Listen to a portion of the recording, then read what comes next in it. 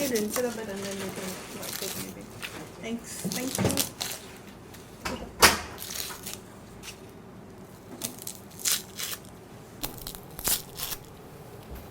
Why?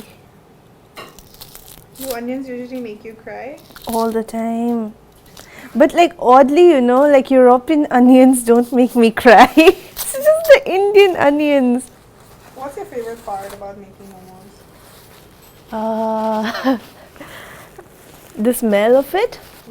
It's like, yeah, it's comforting once it starts cooking.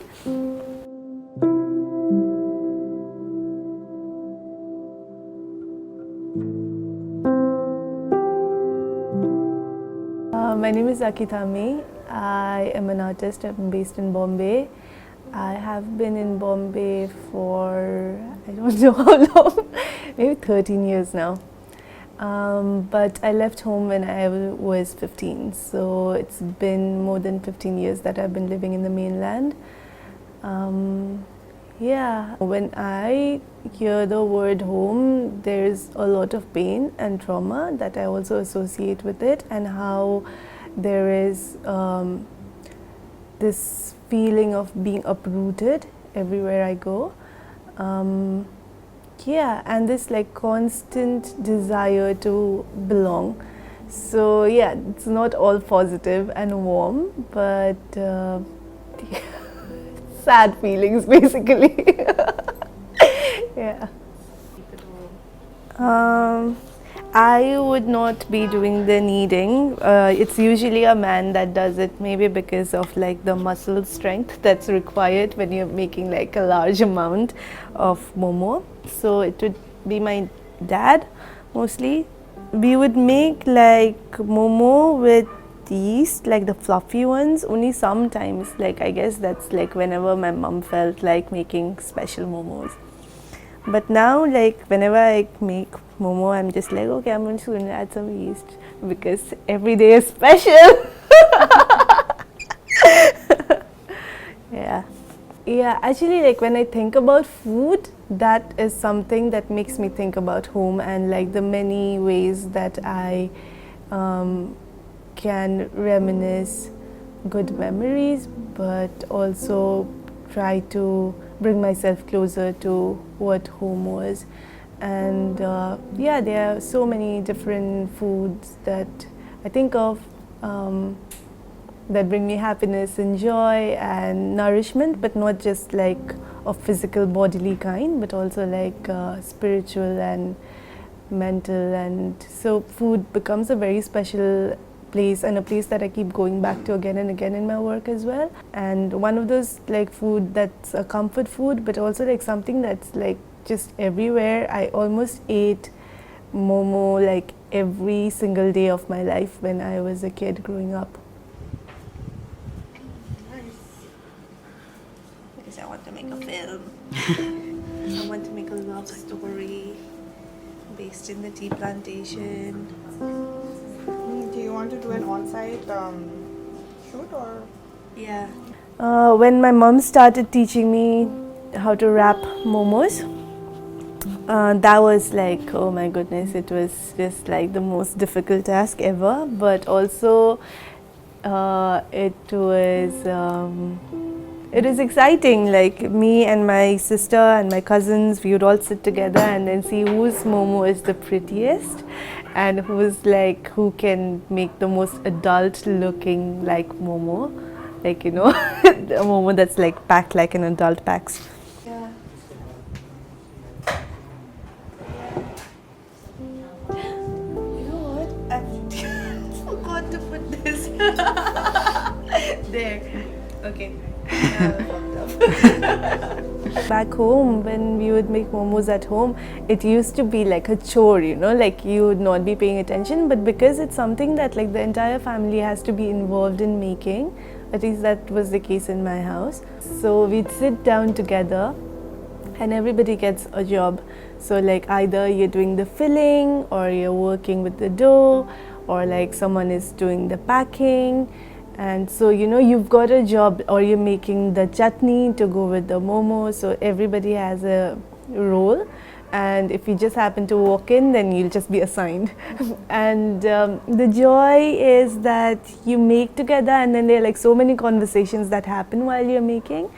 So that's how I remember making momos. But like now things have changed because I have to now make it by myself.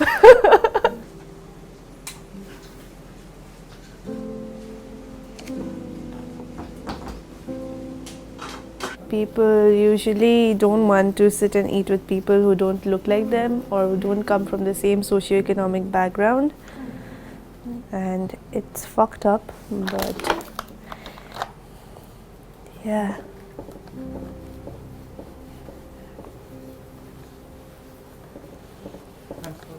Or they're just like, why don't you do momo making classes? And I'm just like, no.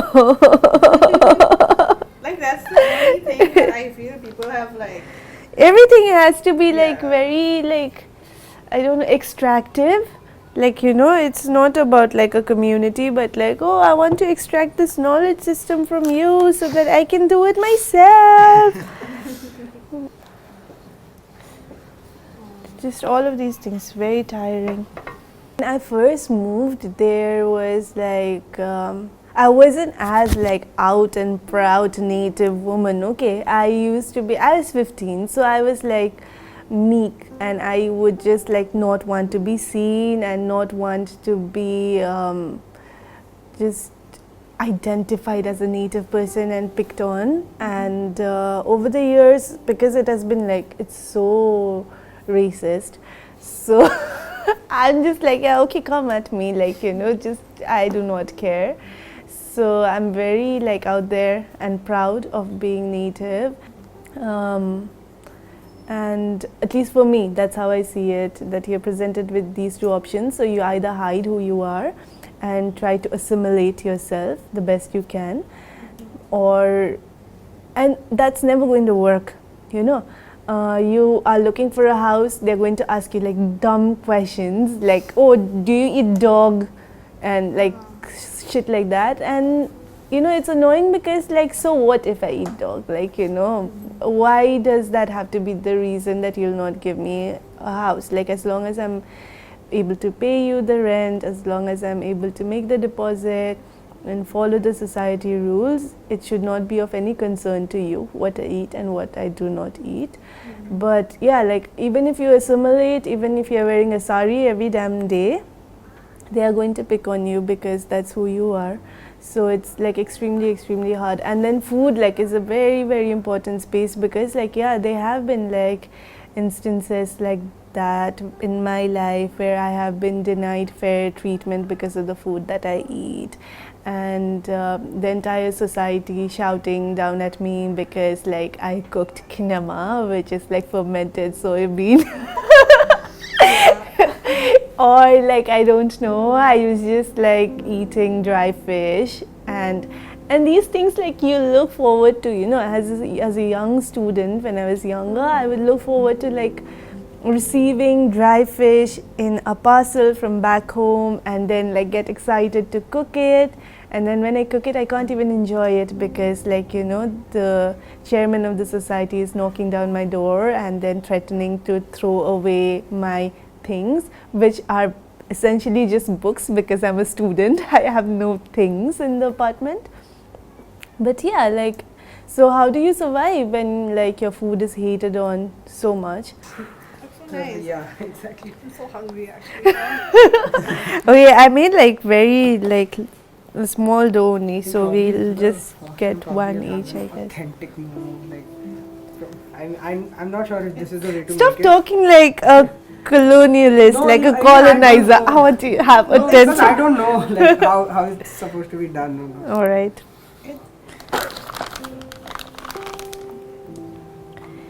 And this like originally, like, this is not supposed to be done, like you're not supposed to put in a lot of flour, but like I said, I'm not an expert momo maker.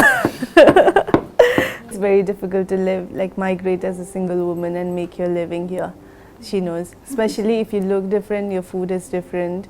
Even your friends sometimes say things that is like very hurtful. So I don't know.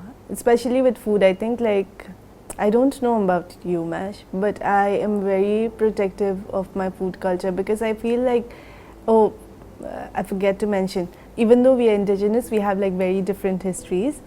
So like my family comes from a space of slavery. So like, you know, colonial plantation, like tea plantation. So food becomes that space for us where that was the only autonomy that was given to us. So you could eat your own food, whatever you're making. Otherwise, like every aspect of your life was controlled by like the plantation. So like what you're wearing, what language you are supposed to speak, and which is why there has been like an erasure, like a complete genocidal erasure of culture, where like we are not allowed to speak our own language. So food was the only space. That's why I think I also feel like a bit protective towards my food. And the other thing is because like they don't understand. People don't understand. There's just this like I don't know, just like this fetish around food and indigenous women's bodies that's very explicit, and like everybody wants to be like, oh, let's have a taste of this thing, but like there's actually no proper understanding. And would the same people who get excited about the food that we eat, would they want to cook it? Ready, you guys. Focus, focus. Ah, that was so terrible. What have you made today? Stop treating me like a kindergartner. Momo. Nice, no? How's it?